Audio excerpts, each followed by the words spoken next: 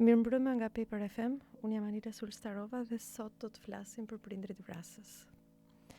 Jo ata që vrasin me thik, as ata që të mbysin, por ata që të vrasin për ditë. Ashtu nga pak, me dashuri, me përkushtim, me xhelozi, me zili, me kritik, me hakmarrje. Sepse po, dikush mund të dojë deri në pikën që të shuan të fik ekzistencën. Të mbysin me fjalë si për ty jetoj, pa ty jeta ime s'ka kuptim, mos na turpëro. A mund të rritesh i shëndetshëm në një shtëpi ku dashuria është detyrim dhe ti për të mbijetuar detyrohesh të bëhesh pasqyrë e prindit tënd? Natyrisht nuk është qëllimi i këtij emisioni që ti bëj prindrit të ndihen të këqij. Por, do të flasim për dashuri që e kalojnë kufirin, për kujdes që të shkatron, për përkushtim që bëhet kontroll, për faktin që ti nuk ekziston si qenie më vete, por si projekti i babait që dëshiron të bëj gruan perfekte, dhe për projektin e nënës që e do mbretin e vet.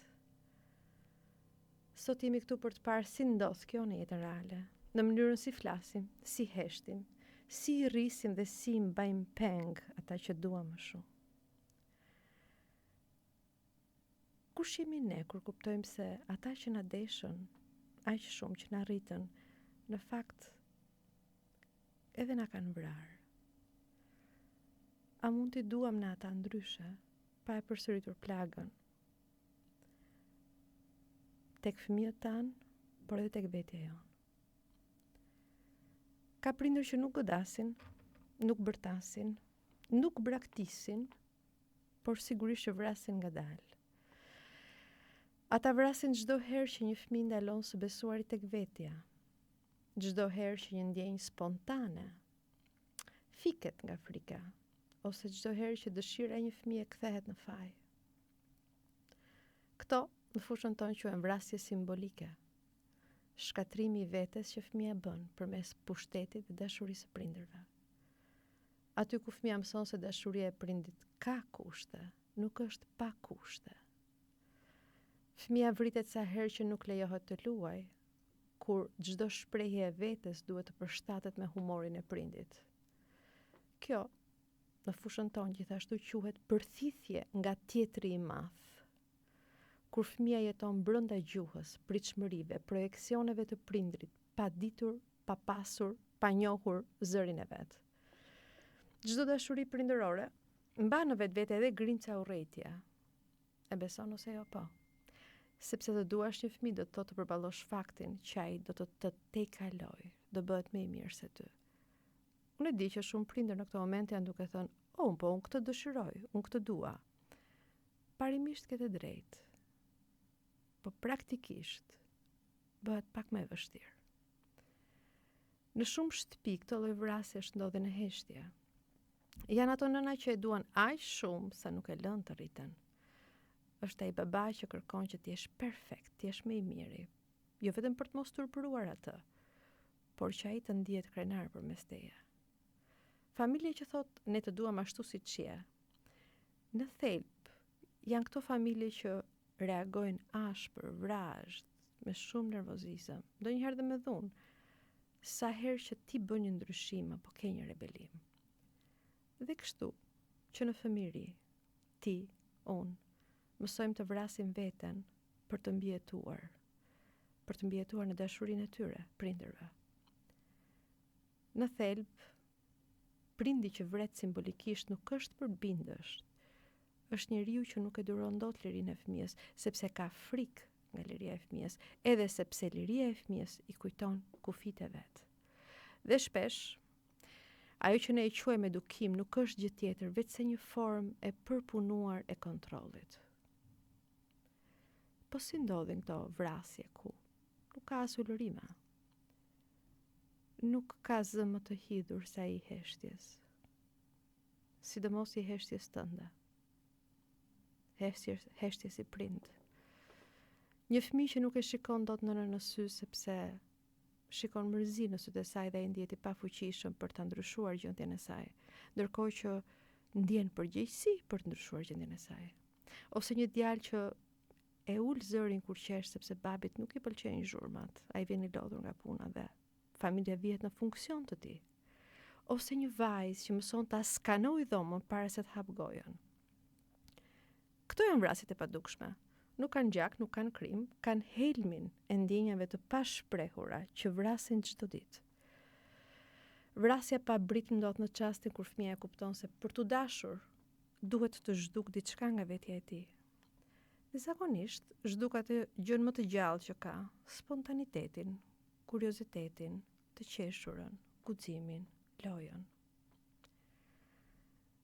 Po ti e ke vrarë ndonjëherë spontanitetin tënd, dëshirën tënde për të qenë i lirë ose e lirë, për të mos zhgënjur prindrit?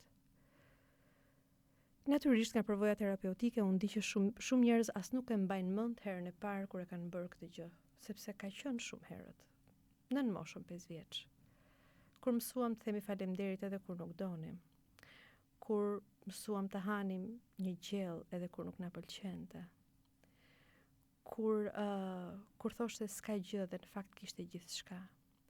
Kur duhej gjithsesi të përshëndesnim xhaxhin, tetën, drejtorin e mamit dhe të babit, sepse ajo na ka xhan, ndoshta s'na ka parë kurrë në jetë. Kështu fillon shndrimi, jo përmes dhunës, por përmes detyrimit për të qenë i mirë. Dhe në shumë kultura fëmia i mirë është kodi për fëmijën që nuk ngre zërin, nuk shpreh zemërim, nuk kundërshton. Këtu fillon ajo që ne e quajmë fëmia i zhdukur, ai që jeton përmes pritshmërive të prindërve, jo përmes vetes. Në çdo që kemi thënë për të mos i mërzitur, kemi vrarë pak nga ndonjë jo që mund të na kishte shpëtuar veten.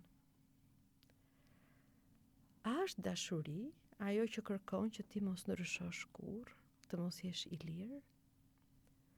Jo, sigurisht jo.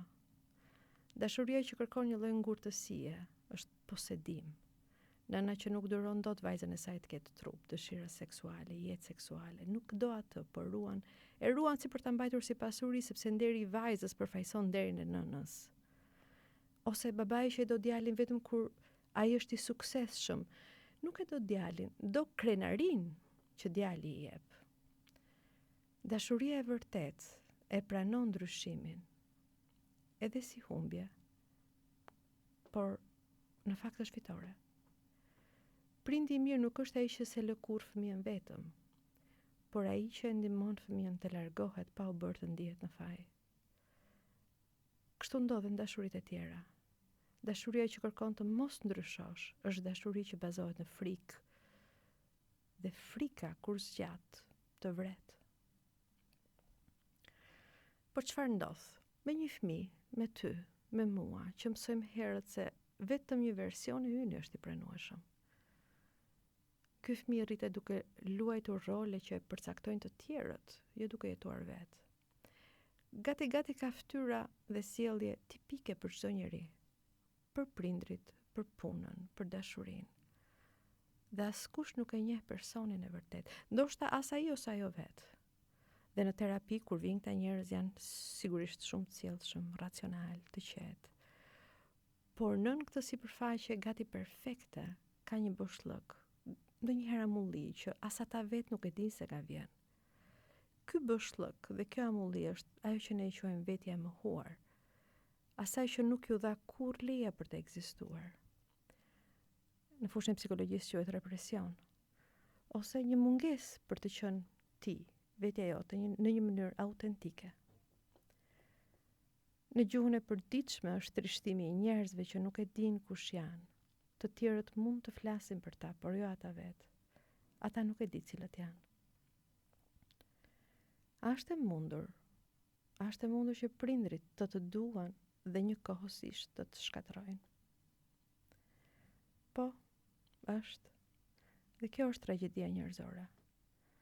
Sepse dashuria nuk të mbron gjithmonë, ndonjëherë ajo të mbyt. Në çdo nën që nuk lë të lirë fëmijën, gjendet frika e humbjes. Tek çdo baba që kritikon, gjendet frika e dështimit. Dhe kjo frikë kur nuk njihet apo nuk pranohet, kthehet në një armë helmuese kundër fëmijës. Shumë psikologë shprehen se dashuria dhe urrejtja janë të pandashme. Prindi që nuk pranon dot agresivitetin e vet e kalon tek fëmia si pasqyrë. Për shembull nënat e mira, ato që nuk ngren zërin, ato që nuk bërtasin, sigurisht as nuk prekin me dorë, ama përdorin një armë që është shumë e hidhur. Ndëshkojnë me heshtje. Ky është ndëshkimi i tyre, heshtja. Sa më e gjatë heshtja në kohë, aq më i lartë ankthi tek fëmijët. Dhe këta fëmijë fillojnë të performojnë që nëna e tyre mos i ndëshkojnë me heshtje. Ka dhe baballar që ndëshkojnë me heshtje sigurisht. Kështu rrisin fëmijë që provojnë faj për dhimbjen e prindërve të tyre. Dhe vërtet është kjo se prindi mund të dojë shumë dhe prap të shkatërrojë nëse ai nuk e njeh veten e tij, nëse ai nuk ka bërë paqe me plagët e veta. Dashuria e ndërtuar mbi plagë të pafashuara është gjithmonë e rrezikshme. Në këto momente unë do ftoja Hajdin të na vinte Numb nga Linkin Park, një djalosh që në këtë këngë e ulëret dhimbjen që ka pasur ka familja e tij.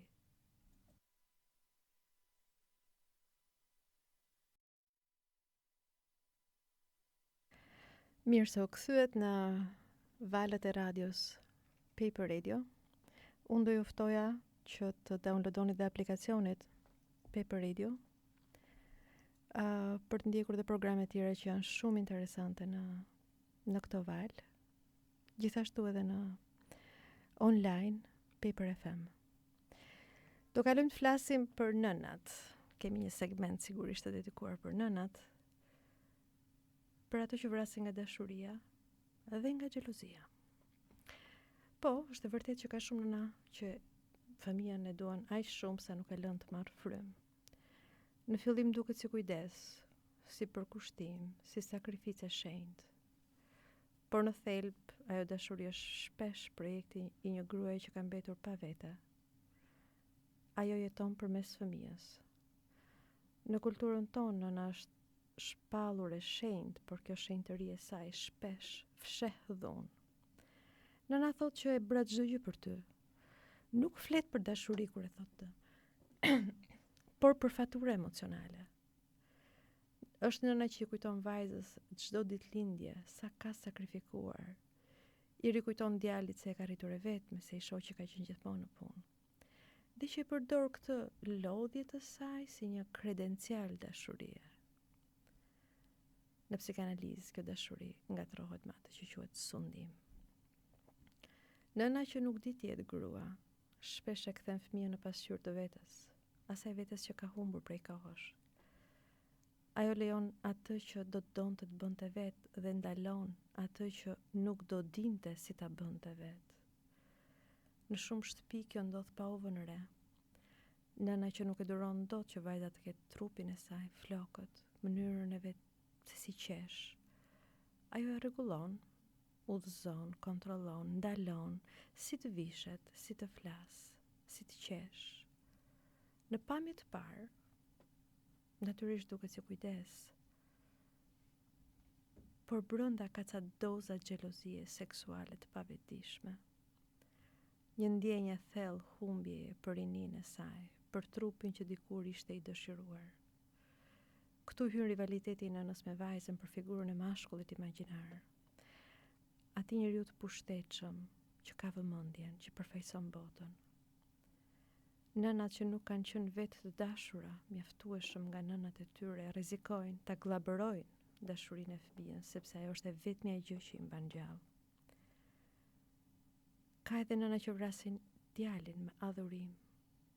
E quajnë i miri im, djali mamit. Kujdesen për të se si të vishet, se si të mos ftohet. I vën supën përpara. I japin atë lloj dashurie që i heqin mundësinë për të qenë burr, sepse ai duhet të jetë gjithmonë djali mamit. Dhe në pamje të parë, këto nëna vazhdojnë janë të ëmbla, të buta, të përkushtuara. Por brenda tyre ekziston një marrëdhënie që quhet incest emocional. Lidhja në cilën djali është partneri simbolik, burri i ëndëruar, burri i dëshiruar.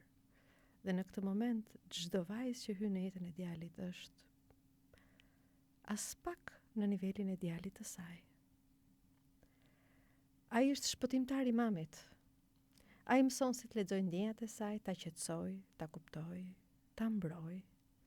Më vonë, kur ai bëhet burr, ai gati nuk di se si të dashuroj një grua pa u ndier fajtor, sepse sa herë që ai është i gëzuar apo i dashuruar, mendon se nëna e tij do ndihet e braktisur. Dhe ai nuk e duron dot këtë ndjenjë, kështu që fillon të kufizoj veten dhe marrëdhënien që po ndërton. Natyrisht që ka dhe forma të tjera vrasjeje. Është ajo nëna që e shikon vajzën si projekt të dështuar të vetes. Ajo që nuk e lejon vajzën të gabojë sepse i kujtojnë gabimet e saj. Ajo që s'duhet të ndjej ku është lënduar. Ajo që s'duhet të zgjedh aty ku nëna vetë është penduar. Këto janë nëna që rrisin vajzën ose djalin, po kryesisht vajzën me frikë, me moral, me turp, me kujdes se çfarë thon të tjerët.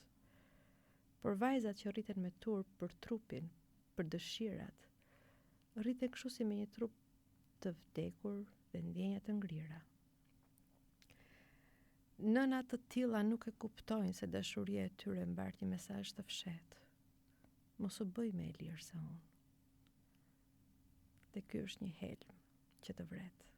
Ndonjëherë jo avash, të vret shpejt.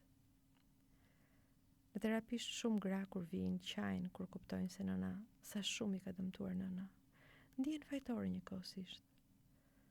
Kanë frikë të ndjejnë zemërim që ndonjëherë merr dhe trajtat e urrejtjes. Ndonë se ky është një proces shumë i rëndësishëm sepse është hapi i parë i asaj që quhet ndarje psikike, i çlirimit nga figura që i ka mbajtur peng.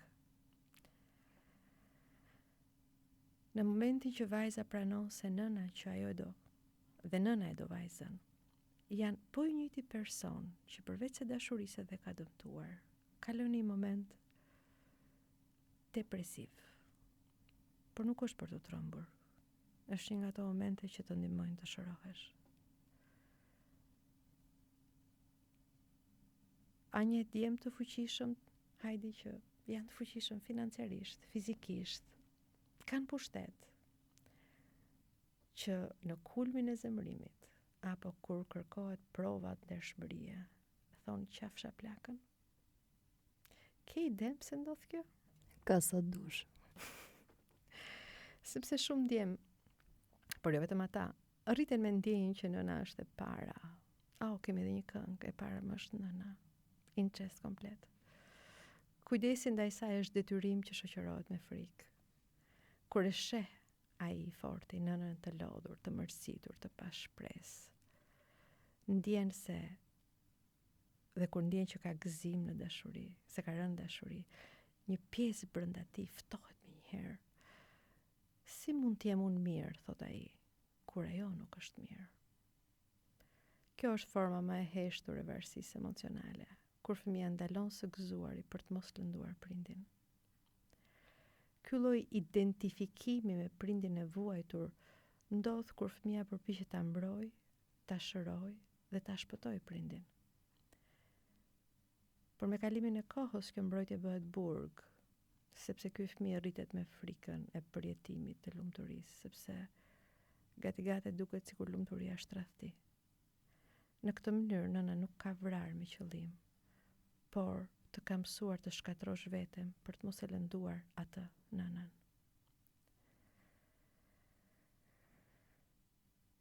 Ke vënë re ndonjëherë që nënat luftojnë bukurinë, pavarësinë apo trupin e vajzave të tyre? Ose armiqësohen me vajzat që ekspozojnë hiret e tyre? Po, edhe unë. Kjo është një nga të pathënat më të mëdha të jetës së përditshme. Tek shumë nëna ekziston një xhelozi e pavëjtishme ndaj fëmijës, vajzës. Sidomos kur fëmia fillon të përfaqësojë atë që ajo s'mund të ishte. Kjo xhelozi ndihet edhe për vajzat e tjera. Është ai momenti kur këto nëna fillojnë gjykojnë vajzat e tjera. Pse janë ekspozuar, pse kanë bërë tatuazhe, pse kanë filluar marrëdhënie romantike. Një vajzë që është e sigurt, e bukur, e lirë në trupin e saj, mund ta bëjë nënën të ndjehet e humbur, e plakur, e mënjanuar. Dhe këtu fillon një debat nga asgjëja në shtëpi, që përfundon në një sherr edhe më të madh. Ose ai djali që adhuron të dashur më shumë se nënën. Nëna zemrohet shumë, edhe me djalin, edhe me të dashurën. Ky lloj rivaliteti erotik që ndodh në pavedia nuk ka lidhje me seksin në vetvete, por me dëshirën për të ndjerë e dashur dhe e shikuar, e vënë re, e aprovuar, e dëshiruar sërish. Nëna që se njeh këtë ndjenjë e sheh, e transformon si kontroll. Ajo gati fillon dhe t'i mësoj vajzës si sillet me burrat, si vajzat sillet me burrat, ndonse vetë nëna një burr ka pasur. E kontrollon me këflet, i vendos kufi në emër të mirëqenies psikologjike. Në dukje duket edukat. Në thelb është frika nga zhdukja e nënës, nga humbja e vëmendjes që dikur i përkiste asaj. Nëna mund ta vras vajzat dhe me kritika të buta. Të ka dalë pak barku, mos qesh me zot lart. Nuk të shkon ajo ngjyrë. Kujdes, mos i mbaj këmbët hapur dhe për fat keq, Heidi. Shpreha mos i mbaj këmbët hapur është vetëm për vajzat. Dhe si formë edukimi në thonjza fillon diku nga mosha 3-4 vjeç. Ndërkohë nuk kam dëgjuar deri tani asnjë prind që t'i thot djalit mos i mbaj këmbët hapur. Në të gjitha këto mesazhi është i njëjtë. Nuk duhet të shohin më shumë se që më shohin mua. Dhe kjo është mënyra më e zakonshme se si një gruaja trashëgon turpin tjetrës. Brezit të ri. Je ndjerë ndonjëherë në borxh ndaj prindërve për dashurinë që të kanë dhënë? Po. E besoj. Sepse në shumë familje dashuria jepet me fatura, pa kupon tatimor. Nëna që kujdeset, që sakrifikon, që lë gjithçka për fëmijët, shpesh e bën këtë për të mbijetuar emocionalisht vetë.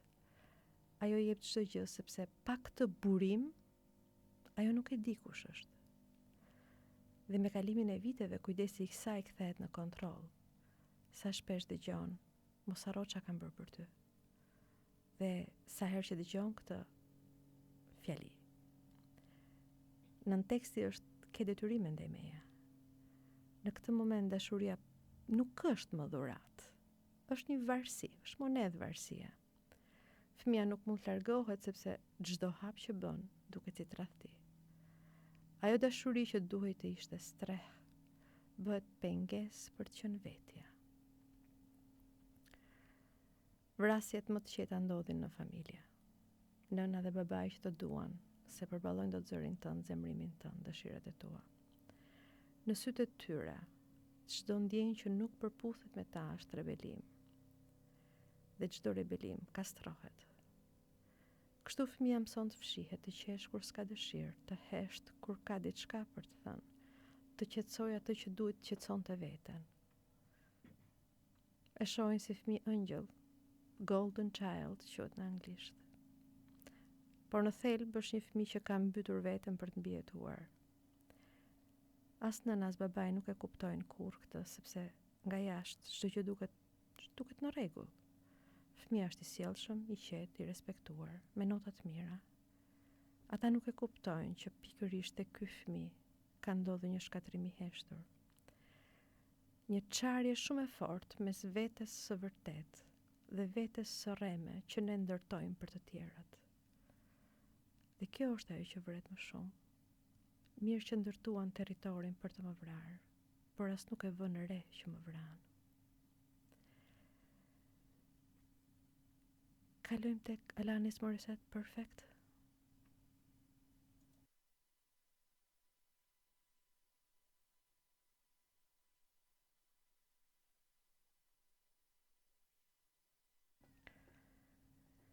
Mirëmbrëma për ty që sapo hyre në valët e Paper FM. Në këto momente, nëse je në makinë, nëse je në shtëpi, nëse je duke na dëgjuar nga aplikacioni, do të flasim për baballarët. Ata që vrasin me heshtje, me braktisje, me gjykim, me kritika, me ndëshkim. Ky kompleksi babai që e quajti Freudi është figura që vendos ligjin në shtëpi sigurisht, por dhe të kufizon dëshirën.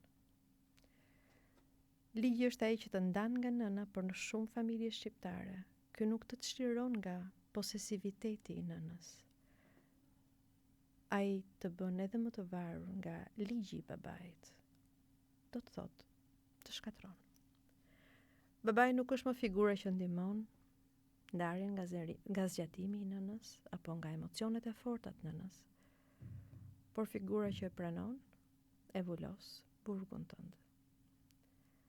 Tek djemt, kjo njihet si tredhje simbolike. Çdo herë që djali shfaq forcë, sukses, babai e kritikon, e poshtron, e zhvlerëson.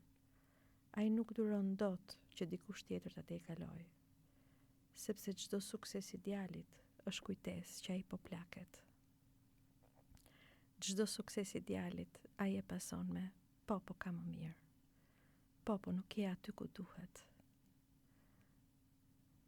Tek vajza, babai e shndron dashurinë në një adhurim të ngrirë ndonjëherë. Ajo bëhet gruaja e përsosur, ajo që nuk gjykon, ajo që kupton. Por ai e do vetëm për aq sa ajo e konfirmon adhurimin e tij. Kur ajo rritet, flet, zgjedh, ka një partner, ai distancohet. Madje në kulturën tonë, baballarët fillojnë distancohen nga vajzat që në momentin që atyre ju vjen cikli menstrual. Sepse në këtë moment ata e shohin dhe si një grua që po rritet. Dhe në këtë zonë heshtjeje, fëmia humbet zonën ku mund të rritet e lirë, pa frikë. Kështu që baballarët vrasin në dy mënyra, vajzat ndonjëherë me adhurim ekstrem për të ndërtuar gruan perfekte, ndonjëherë me zhvlerësim ekstrem kur ajo bëhet zonjush, ose kur ajo i rrezikon egon atij. Dhe në të dyja rastet, vajza ngjelet vetëm.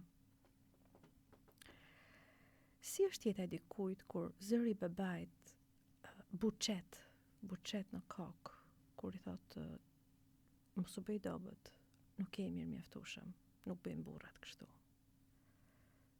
Dhe në fakt, Heidi, ka shumë djemë që rriten me këto zëra në kokë. Sfidojnë, përpiqen, lodhen shumë që të shuajnë të zë në kokë. Por këto zëra vazhdojnë edhe kur babai nuk jeton. Sepse ky zë vazhdon i përndjek, edhe kur nuk është më fëmijë, edhe kur vetë bëhen baballar madje. Dhe ky zë nuk është inkurajim, është tredhje emocionale, ndalimi i ndjenjës, ndalimi të qenit vetje, frenimi i gëzimit kur ka arritje, ose i lumturisë kur ka suksese. Sepse ai zë vazhdon buçet. Çka? Jo keq, ka edhe më mirë. Në psikanalizë, kjo tredhja simbolike, jo seksuale sigurisht, por shpirtërore, emocionale, babai mëson djalit se ndjeshmëria është dobësi, se ndjenjat janë turp, se forca, suksesi janë mënyrat e vetme për t'u pranuar, se sukses është vetëm në ato raste kur ai e bekon, jo kur djali e sheh të tillë. Ai nuk e di se në këtë mënyrë i ka prerë mundësinë për të dashuruar, për të qenë i butë, për të përjetuar suksesin dhe dështimin si pjesë normale e rritjes. Në jetën e përditshme, ky baba është ai që nuk rri dot në shtëpi. E gjen gjithmonë një punë, ka një arsye, një angazhim që e mban larg. Kur është aty hesht, nuk pyet, nuk flet, nuk dëgjon, sepse nuk di si. Por fëmia ndjen gjithmonë boshllokun dhe fillon ta përkthej mungesën si faj. Nuk jam i mirë mjaftueshëm ose e mirë mjaftueshme për ta bërë të më shoh. Ka dhe një kategori tjetër baballarësh. Ata që harrojnë që bëjnë fëmijë. Ata që mbas marrëdhënieve të dështuara nuk janë në gjendje të ndajnë, që janë ndarë nga partnerët, nga gratë, por jo nga fëmijët. Sepse këta baballarë i shohin fëmijët e tyre si zgjatimi partneres tyre, ish gruas tyre, dhe ndëshkojnë fëmijën me heshtje, me zhvlerësime, me mungesë vëmendje, me harres ditëlindjesh. Sepse kanë punë. Po nuk e di nëse këta meritojnë të quhen baballar. Dhe po flas për ata që jetojnë në shtëpi me fëmijët dhe që vrasjet në thonjza i kryejnë atë përditshmën e tyre. Po vajzën, atë që adhuron, si e vret babai? Po që në momentin që adhuron, adhurimi është problem. Nuk është i shëndetshëm. Ne adhurojmë atë që nuk kemi, atë që do donim, të ishim, të kishim. Përmes adhurimit ndodh ekzekutimi, sepse ti nuk njeh më njeriun që është aty. Ti sheh vetëm atë që ti do të shohësh. Vajzat e adhuruara nga baballarët shpesh janë të burgosura në idealin mashkullor, sepse kërkojnë atë burr ti shoh me sytë e babait. Dhe për fat mirë, kjo nuk është e mundur.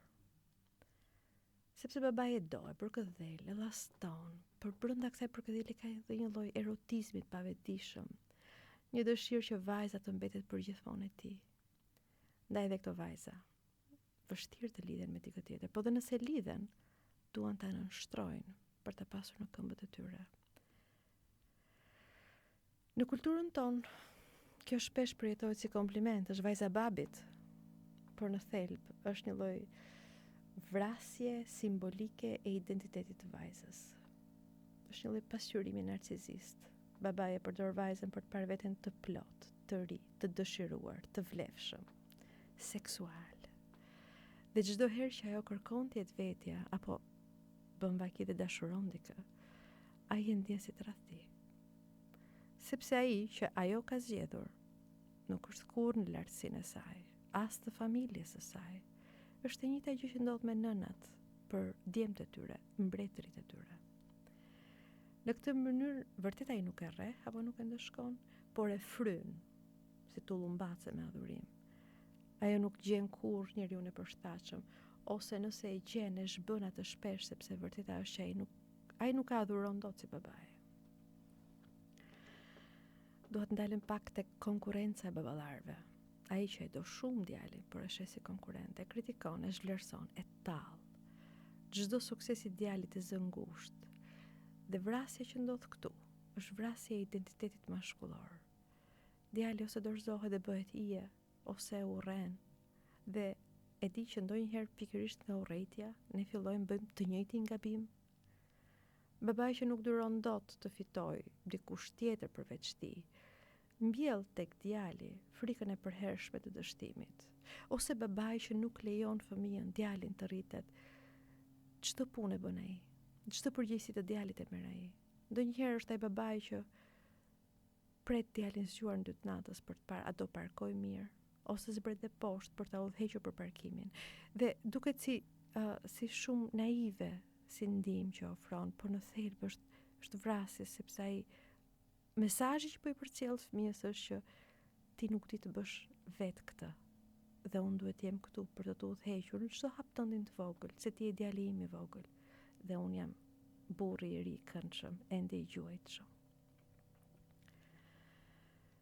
Po ai babai që hesht, ai që vjen vërdall në shtëpi. Ha dhe drek ndoshta me ju, por nuk thot asgjë. Ky është një tjetër i rrezikshëm. Sepse të merr malli për babain kur e ke aty. Ai vret sepse nuk shpreh ndjenja, nuk reagon me boshllokun emocional që është në ajër. Dhe në terapi në fakt, këta fëmijë të këtyre baballarëve shpesh thonë nuk e mbaj mend të më ketë përqafuar ndonjëherë. Kjo mungesë e babait, e ndjeshmërisë së tij, është si një grop thithse që e zhduk vetbesimin. Është kjo figura e brendshme, ndëshkuese, ku zëri i prindit bëhet një zë që të përbuz vazhdimisht. Ke parasysh kur bën një gabim të vogël, të bie nga dora pa dashje diçka. Fjala e parë që të del është, po të thare i ke duart. S'ta thot askush, ja thua ti vetes. Dhe ky është ai zëri që kemi brëndësuar, ai zëri kritik. Si mund t'jesh kaq idiot, thoshte një pacienti im. Kjo është ajo vrasje që baballarët e bëjnë gjithë jetës. Edhe kur nuk jetojnë më, sepse këto zëra jetojnë me fëmijën, jetojnë me djalin. Një baba mund të dojë shumë dhe sërish të shkatrojë, sepse dashuria e sëmur është si një thik në duart e dikujt që nuk di se çfarë ka në dorë. Sigurisht që babai do dhe sinqerisht, por mund të dëmtoj sepse nuk di si të doj. S'di si të afroj. Di ose të mbaj larg, ose të adhuroj. Tek shumë burra dashuria është e lidhur me shërbimin, parat, por jo me pranin. Unë i siguroj gjithçka asaj, vajzës time nuk i mungon asgjë, pse çfarë tjetër duhet bëj? Ata e tregojnë dashurinë duke punuar, duke paguar, duke siguruar jetën. Por fëmijët nuk mbahen me rroga. Përqafimi ndonjëherë ka vlerë të jashtëzakonshme. Fëmijët nuk mbahen vetëm me rroga, sigurisht, se mos keq kuptohemi. Ka nevojë për sy që i shohin, për përqafime. Dhe kur këto mungojnë, çdo dashuri është si e mangët. Dhe fëmia mëson se për të dashur duhet të arrijë të fitojë, të provojë. Në thelb mëson se nuk mjafton kurrë. Çfarëdo që të bëj fëmia, diçka do ngelet e pamundur. Baballarët që vrasin janë ata që përdorin frikën, ftohtësinë, heshtjen, braktisjen. Dhe ndoshta një ditë, çdo vajzë, çdo djalë ka për të ulur përballë hijes së tij dhe ka për të thënë: "Ti nuk isha aty." Dhe unë ngela, mbeta duke kërkuar dikë që të më shihte. Dhe më shumë se Kelly Clarkson, "Because of you." Më qartë se ka thënë kjo vajzë në këtë këngë, nuk mund ta thoshte. Dhe mbas Kelly Clarkson ne kemi një reklam.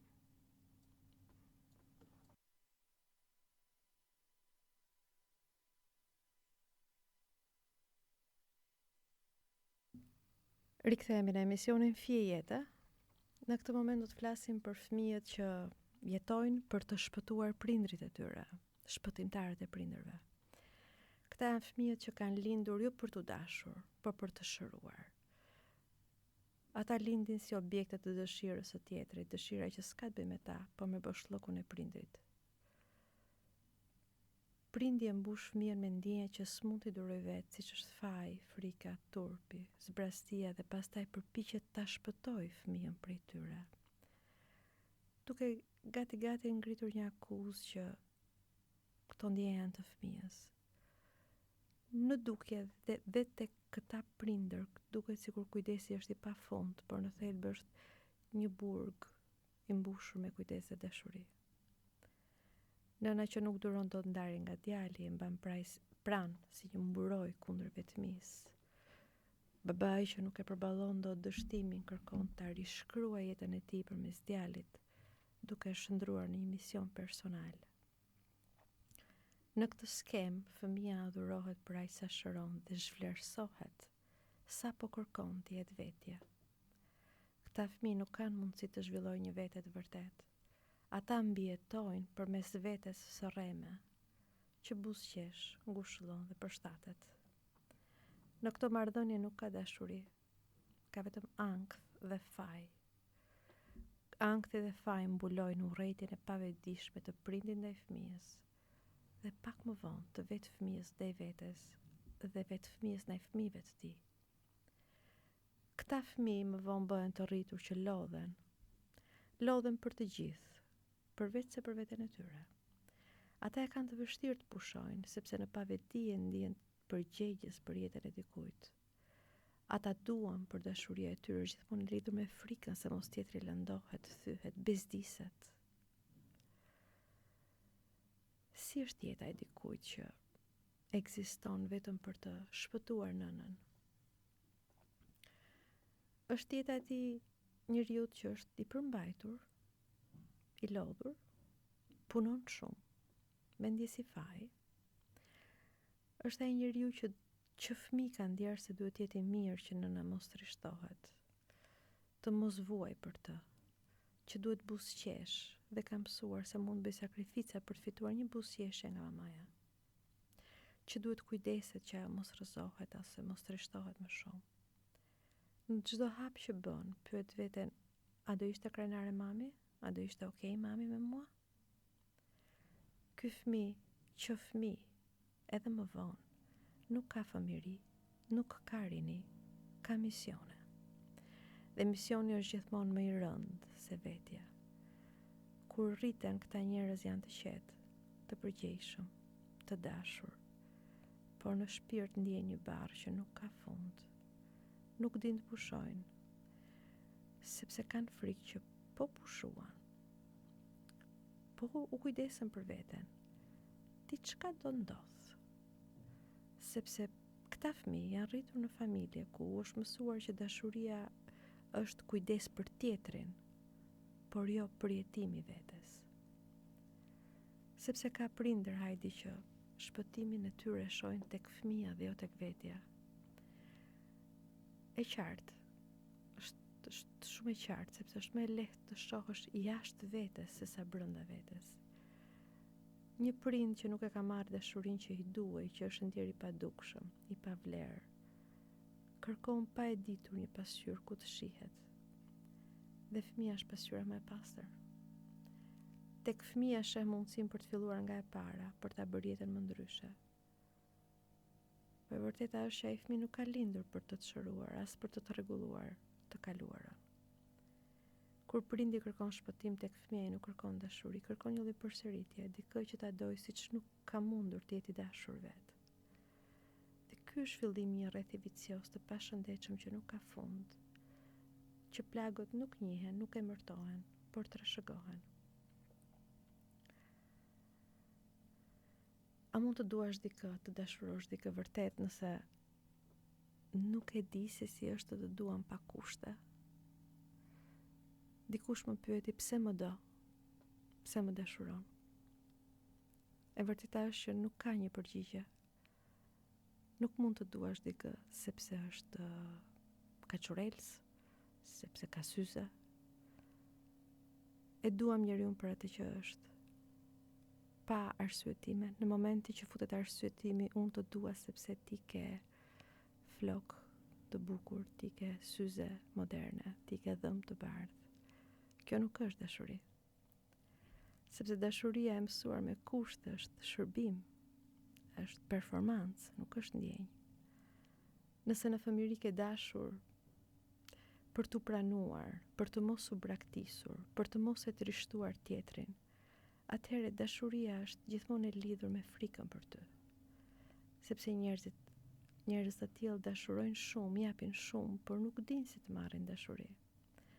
Ata ndihen në faj kur kujdesen për veten ose kur se duket sikur po bëjnë diçka të keqe. Në marrëdhënie ndihen të qetë vetëm kur janë të nevojshëm, që i shërbejnë dikujt. Në çastin që partneri është mirë, nuk ka nevojë për asgjë. I kap ankthi, sepse për ta dashuria është vetëm kur tjetri ka nevojë. Pra ata kanë nevojë të dëgjojnë që unë të dua sepse ti je shumë i mirë. Por kjo nuk është e shëndetshme. Në fakt nuk është se nuk din të duan këta njerëz. Thjesht nuk din se si është të mos duash për të mbijetuar. Nuk din se si është të duash, të dashurosh, thjesht për të shijuar. Shumë njerëz duan të ndahen nga këto forma të pashëndetshme. Dhe ndarja është pikërisht shumë e vështirë. Sepse ndarja fillon me njohje, jo me luftë, me njohjen e plagës. Sepse kur e sheh prindin ashtu siç është, jo ashtu siç ti ke ëndërruar, dëshiruar të jetë. Kur e kupton që nuk e shpëton dot, sa do ta duash. Kjo është një vdekje simbolike. Është ajo që quhet vdekja e figurës prindërore brenda vetes, që të mos dëgjosh më atë zërin kur të thyet gota pa dashje. Dhe natyrisht hajde ti e di që çdo vdekje ka dhimbje. Dhe kjo është nga vdekjet më të vështira në fakt. Sepse ndërsa ndahesh prej prindit ndihesh tradhtar, mosmirënjohës, egoist. Ky është faji ekzistencial i fëmijës që mbijeton, ai që ndjen faj, ai që jeton, që gëzon. Në terapi ky është momenti më i vështirë. Njerëzit qajnë jo për atë që s'kan marrë, po për atë që nuk do të marrin më kurrë. Për nënën që nuk do ta kuptoj kurrë, për babain që nuk do ta dëgjoj ashtu siç ka nevojë të dëgjohet. Por e beson ose jo, në këtë moment lind ajo që ne e quajmë pjekuri emocionale. Liria e vërtet nuk vjen me gëzim, vjen me dhimbjen e ndarjes. sepse për herë të parë ndjen se nuk i detyrohesh më askujt për të ekzistuar. Dhe për shumë nga ne kjo mund të jetë e frikshme. Është gati si të ecësh për herë të parë, pa duar që të mbajnë, si ai bebi që sapo ka mësuar të ecë, pa sy që të ndjekin dhe të përgjojnë apo bën mirë apo bën gabim, pa detyrimin për të shpëtuar askënd. Po ti e di Heidi që kur bëhen hapat e parë fëmijët rrëzohen, po pa të rrëzim nuk mësojnë të ecin. Aty fillon jeta. Nuk ka liri pa dhimbje, sepse për të çliruar nga prindi duhet heqësh dorë nga ëndra për ta shpëtuar atë. Dhe kur më në fund e bën, kupton se s'ke humbur asgjë, veç fajt, që në fakt nuk të takonte kurrë.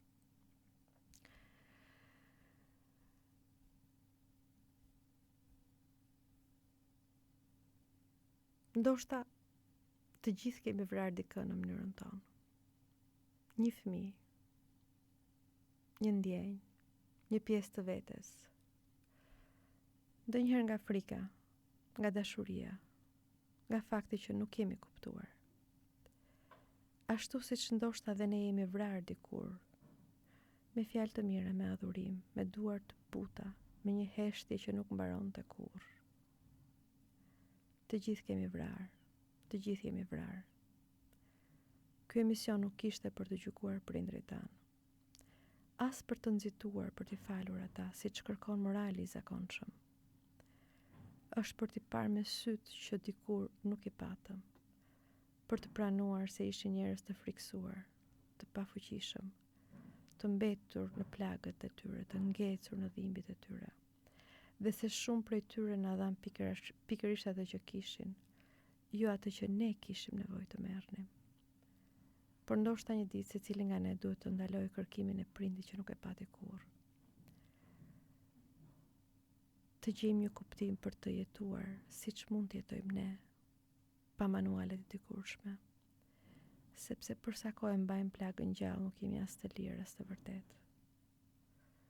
Ndoshta liria fillon pikërisht këtu, kur ndalojmë së kërkuari, i kujt ishte faji, kush ka faj për plagën time.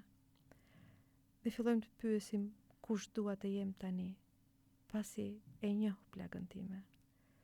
Sepse brenda çdo dhimbje ka emër, ka lind një mundësi e re për një jetë të re.